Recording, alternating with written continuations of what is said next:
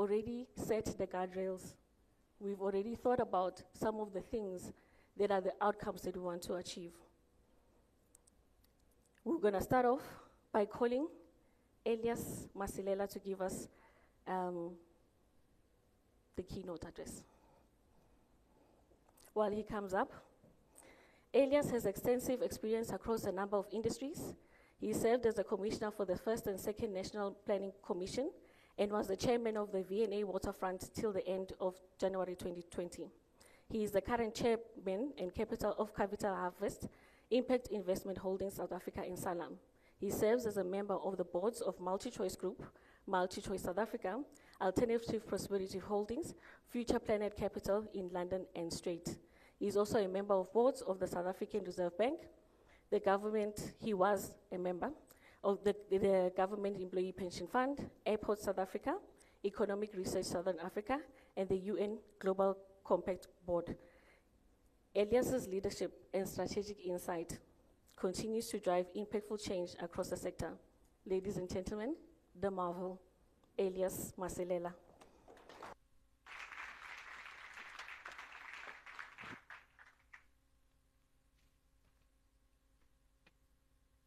Good morning.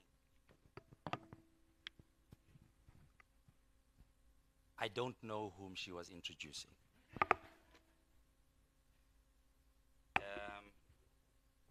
It turns out I'm one of the extras. I'm one of the people who were just invited to this session. So I will talk like an outsider because I'm not an insider to Straight. And what I would like to start off by doing is to remind ourselves of how important the family unit is. We're reminded quite clearly during COVID how we can actually get things done if we work together. We're also reminded during the World Cup how important it is. And most recently, those of us who went to Davos will recall the most impactful statement that was made or speech that was delivered at Davos that reminds the world of how important cooperation and partnership is. And that was the speech by the Prime Minister of Canada, Carney.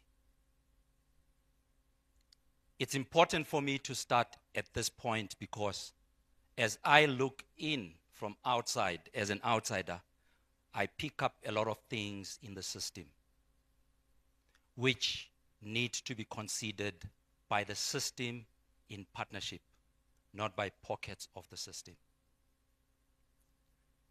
So I'm suggesting that as we think about the future of the system going forward, we need to go back to basics. And going back to basics is to understand and appreciate how you deliver a sound system. And from a Straight point of view, there's one objective that Straight should have or has, and that is to bring and keep trust in the system. Irrespective of difficulties, irrespective of uncertainties, that is the principal objective of Straight. It fails to deliver on that, it would have failed the system, it would have failed the entire economy. In thinking about that, how do we know that we're doing the right thing? How do we know that the system is actually what it's supposed to be? And at Straight, they identify 4 pillars. You'll realize that I'm talking in the third person. I'm talking about they. They realize 4 pillars.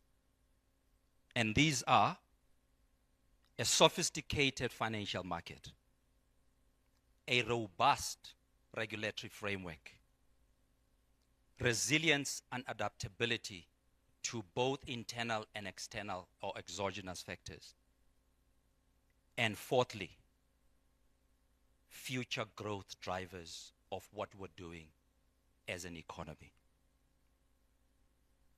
This, for me, is a very important thing.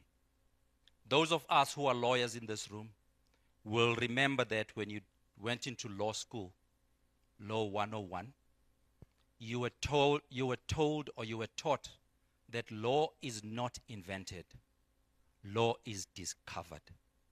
And that means law responds, or regulation responds to behavior on the ground. And that for me is extremely important in thinking about the role of straight and regulation.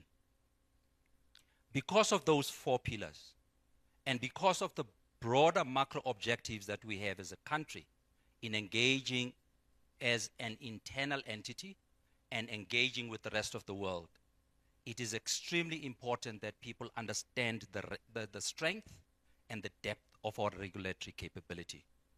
As a result, there's been a lot of regulatory changes that we've had to deal with as a country over the past while. I can say over the past 3 years. And there is a huge battery of new regulations that are going to hit us in the next year or so. And I'm sure that the FSCA colleagues will tell you more about this. These responses are as a result of observing what is happening on the ground. They are not invented. They are responding. So as you see those regulations hitting you, we need to stand back as the regulated part of the economy to ask ourselves, why is this happening? Is it because the regulators just enjoy power? Or is it because of what we're doing? And it may be a combination of the two. But as we're sitting in this room today, we need to work out which is the truth. And in most cases, the truth is how we behave. And this becomes a very important challenge for all of us. But as we ask ourselves that question, particularly those in the room, people outside may not be affected in the same way. We can only improve the system if we operate in a cooperative manner. And as we sit in here, we should be seen, or we should see ourselves as co-regulators.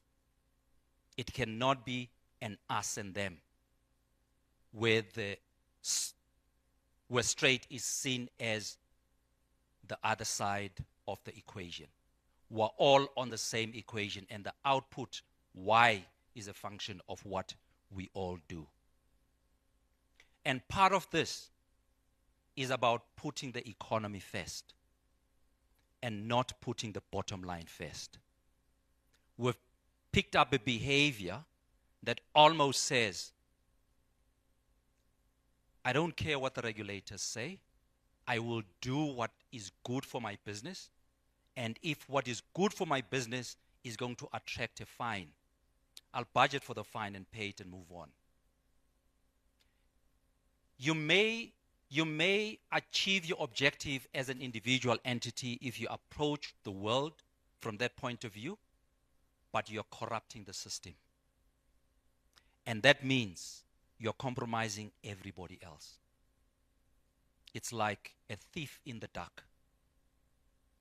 When you pull down a street light, the only objective you have is to go and plant the street light in your own household. But what you've done, you've deprived light to the entire society. And that is how I think we should be thinking about our role going forward. And what we would like to see as an economy, and I think Straight is focused on this, is to have a regulatory regime that is respected not only in South Africa but across the world. And they have a phrase that they call becoming a regulator of the future, where the world looks at South Africa as the leading regulator doing the best things that can be done for any economy. And the question that can arise is, how do you achieve that? And I'll start off by being cheeky and say you start off with pride and honor for the economy. If you don't have pride and honor towards the economy, you won't be able to achieve this. I've always argued, one of the biggest weaknesses we have as an economy is not money, is not skills, is not leadership, it's honesty. We have all the other characters that we need to run a successful economy, but we don't have honesty. We don't do things properly. We don't do things in a sustainable way. And that for me is a big challenge, and a challenge that we all have to carry.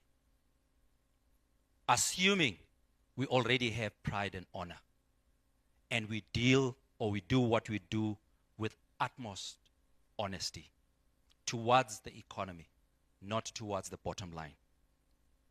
Straight has identified 4 key indicators for realizing that nirvana, which is the regulator of the future.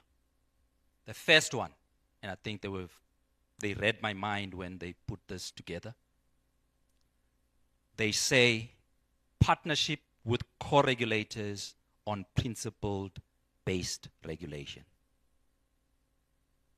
Not being reactive, driven by principle within a box, and making sure that you deliver consistently across time and across space. The second one, economic case solutions that benefit the economy first. The third pillar, clear issuer and investor outcomes. Perfect transparency. And you anticipate your future not only for the next year, but for the next decade. Market integrity, confidence, and trust. That's where I started off. Bringing trust to the system. And this becomes one of the key pillars that we need to worry about as an institution or as a system. Now, unfortunately, when we plan, I keep thinking long-term or arguing long-term. When we plan, we can always agree that a long-term curve is a series of short-term curves. Now, here is our short-term, which are straight priorities for 2026. And I hope they'll present them in more detail at a later stage. But these are also 4. And I think they work on 4s in all these things. Why, I don't know. The first one is enhancing regulatory effectiveness and collaboration. 2, deepening digitization. Reduce human error or reduce the human element. 3, market education. 4, supporting innovation across all levels of what we do. And they have what they call their North Star. There too are 4 pillars. So it's all in 4s. 1, core regulatory principles. 2, agility and collaboration. 3, commitment to excellence. 4, a shared vision for stability. If we don't do these things, the regulator of the future is not possible. And this is why it is an immediate consideration and becomes our focal point in everything that we do or they do. In closing, here I will locate myself for the first time in the intervention. Because we've agreed we want to collaborate, because we've agreed we are core regulators, there are 3 things that I would like to ask of the industry. And now I'm talking as the chair of the committee that was forced to bring me here. The first one is we need to practicalize or make practical the fostering of collaboration. And this is one way in which we propose to do it. There may be a host of other ways, and we'll be guided by our interactions what other ways we should consider. The Regulatory and Supervisory Committee will proactively engage with CSDPs to foster deeper relationships and alignment of interest, both short-term and long-term. And there's no timetable for this. It can happen in the next 3 months. It can happen in the next 12 months. But it's something that needs to happen in this year so that we ensure this alignment. The second one, we need to partner to enhance regulatory outcomes and market integrity. So that means we need to be outcome-based, identify what we see as the ideal for the system and for the economy, and implement and judge our interventions against those outcomes. If we fail to realize those outcomes, everybody in this room would have failed, not only straight. Lastly, it's focused engagements. And this links with what I mentioned earlier on relating to education of the market or the industry. Now, we still have a debate at which level this is going to happen. But the ideal is for it to happen at the committee level. Would like to think that you've spent, sorry, I'm talking too much. I would like to believe that you've spent a lot of time with Tabile. You understand how she thinks and you understand what she desires. But many of the people in this room don't have the same view of the R&S committee. So what we're going to do is to do something that has never been done before. Whether it will deliver or fail, we do not know. But we'll try it. You never know until you try. At the level of the committee, we're going to have focused engagements with straight compliance officers, where we sit under the same roof and work out what their challenges are, what input they need from straight, what input they need from their employers, what input they need from the regulator.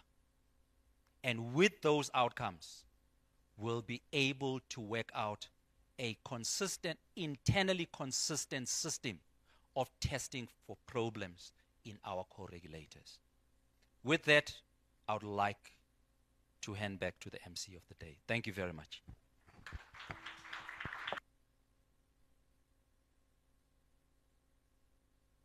Are you going to take questions? Does anybody have any questions for Elias? Balu, are there any